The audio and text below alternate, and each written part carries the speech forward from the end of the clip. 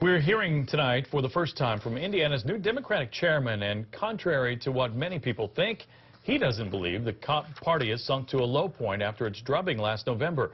RTV6 reporter Norman Cox says John Zody believes Democrats can recoup their losses. With Indiana Democrats having fallen to one of their lowest points ever, the party is bringing in new leadership in an effort to rebuild. Bloomington resident John Zody has worked at every level of the party and ran President Obama's re-election campaign in the Midwest last year. He was the choice of Senator Joe Donnelly. He replaces former chair Dan Parker, a longtime ally of former Senator Evan Bayh. Zody says his priorities are organizing, raising money, and communicating a message. The big problem facing him is the party's dramatic fall from power.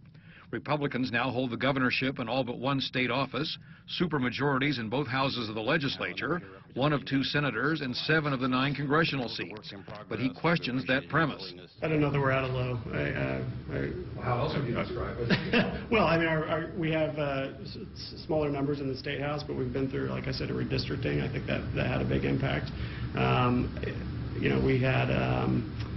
But we also we had those successes. You never count yourself out. Zody steadfastly refuses to set numerical goals about regaining offices. I'm not going to quote numbers, Norm, but I think if we have shown that we have gains, if we have stronger party organizations in 2 or 4 years, I'll consider myself a success. Some say Zody is ignoring reality. It reminds me of the scene in Monty Python and the Holy Grail where the guy comes out and says, "I'm not dead yet."